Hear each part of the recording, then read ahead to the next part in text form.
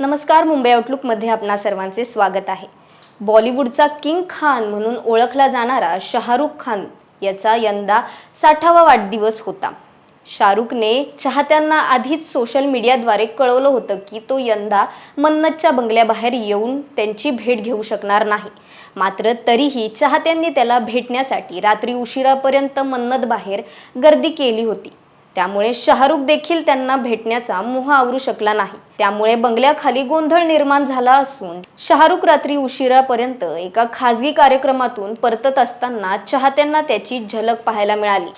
बाहेर मोठ्या संख्येने उभे असलेले चाहते पाहून शाहरुख त्यांना भेटायला आला, परंतु किंग खानला पाहताच लोकांनी त्याच्या दिशेने धाव घेतली।